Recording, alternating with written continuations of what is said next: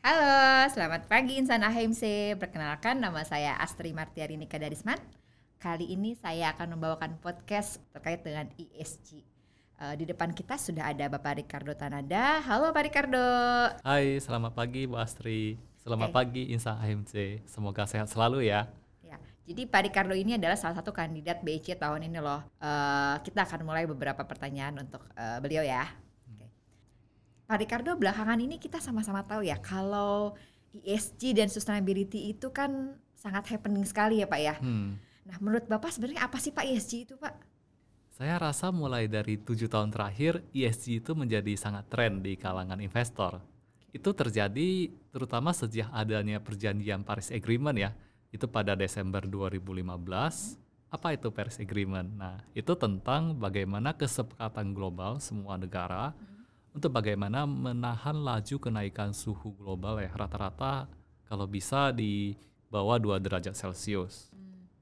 Kalau kita cerita tentang ESG itu ada singkatannya Bu Astri. Oh, apa tuh? Nah, E itu ya environment ya atau lingkungan. Oke. Nah, S itu sosial dan G itu governance. Oke. Nah, ini buat apa? Ini sebenarnya nanti akan menjadi sebagai panduan ya atau petunjuk dan ukuran untuk bagaimana suatu perusahaan itu mengukur keberlanjutannya dari dampak etis investasi bisnisnya terhadap lingkungan. Kira-kira begitu Bu Astrid.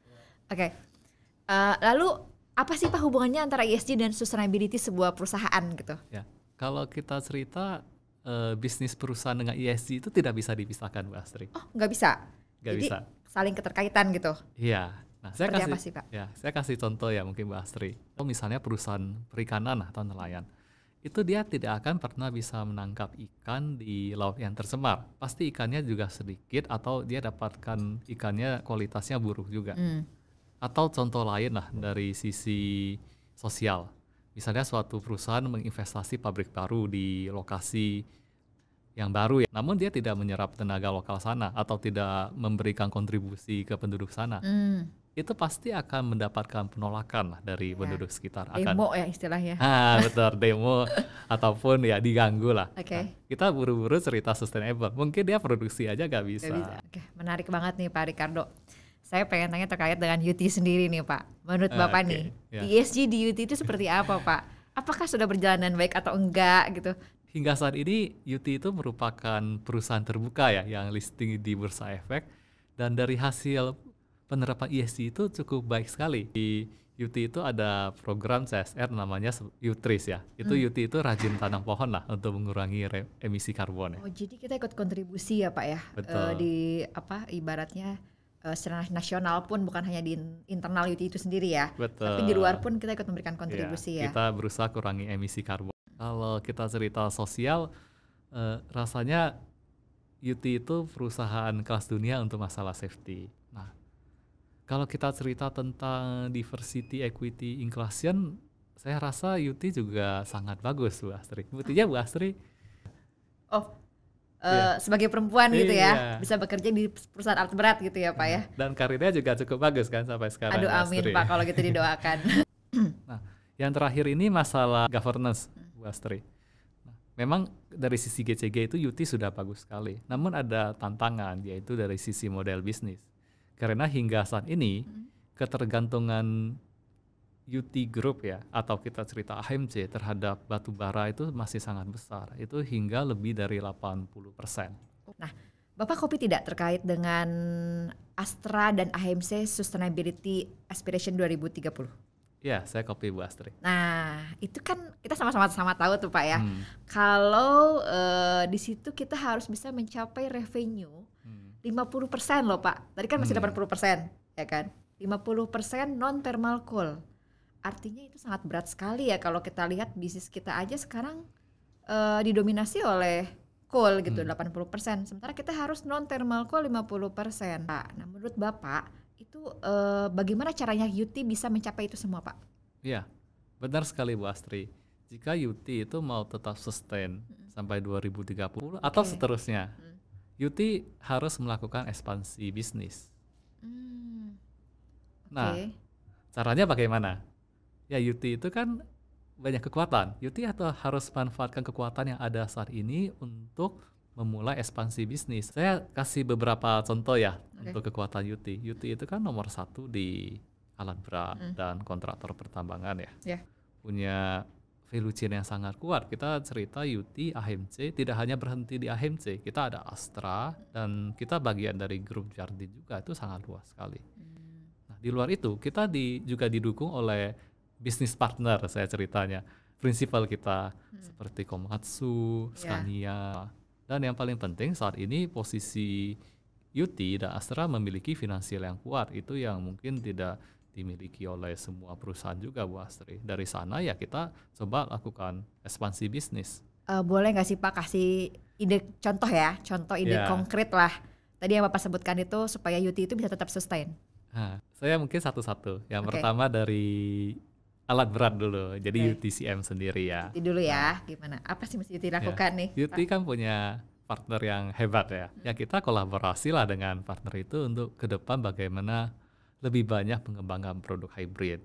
Kita sudah ada salah satunya eskavator Komatsu ya, HB365 itu. Nah, tidak hanya berhenti di sana, tapi mungkin beberapa puluh tahun lagi ya kita masuk ke electric heavy equipment, truck and bus. Ya semakin cepat semakin bagus. Kita kolaborasi lah dengan prinsipal. Gitu. Nah, kalau dari sisi kontraktor kita harus ekspansi, Bu Astri. Nah, ekspansinya ke non-coal atau ke coking coal atau ke infrastruktur, itu peluangnya masih besar sekali. Nah, kemudian dari sisi pertambangan kita sudah tahu thermal coal itu polusi, ya kita jangan akuisisi yang baru lagi, kita masuklah ke coking coal. Ya, tambang kan banyak ya, ada tambang emas, ada tambang nikel, tambang boksit, ya kan? Itu kesempatan kita. Nah, yang terakhir UT itu harus lebih masif lagi ekspansi ke renewable energy. Memang kita baru starting di beberapa tahun terakhir ya, kita udah ada IPN. Nah, namun ke depannya ya kita kuatin lah ke solar, hidro, kemudian ke angin, bahkan sampai ke waste energy kita harus coba ekspansi ke sana sih. Memang sekarang masih mahal, tapi seiring berjalannya waktu, teknologi maju, suatu saat akan efisien dan kita sudah ready di sana. Artinya semua ide tadi itu kan sangat bagus tuh Pak ya buat UT implementasikan.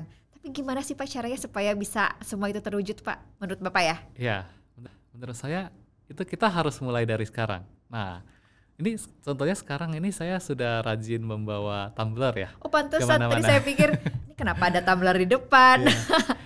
Oh sengaja ya Pak ya? Betul. Kemana-mana Bapak suka bawa sekarang? Ini ada tujuannya, jadi kita mau mengurangi sampah plastik ya. Nah, jadi kemana-mana saya beli makanan juga pakai tempat makan sendiri. Ya itu kita mulai dari kita diri sendiri ya, walaupun kecil, tapi kalau kita berikan contoh nanti impact-nya akan besar, begitu Bu Astri.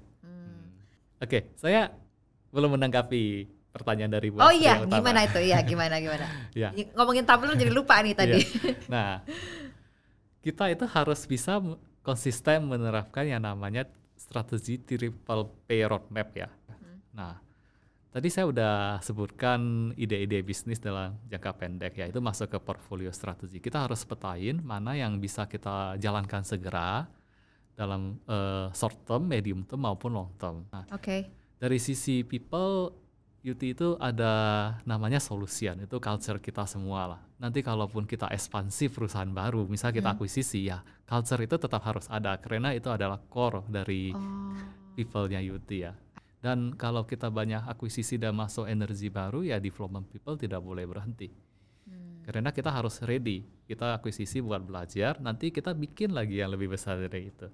Yang satu lagi terkait public contribution, UT itu sudah punya program CSR yang bagus. Tadi saya sudah sempatkan sebutkan di depan, Utris ya. Nah, itu improve terus lah. Baik Pak Ricardo, luar biasa sekali pemaparannya, sangat lengkap ya.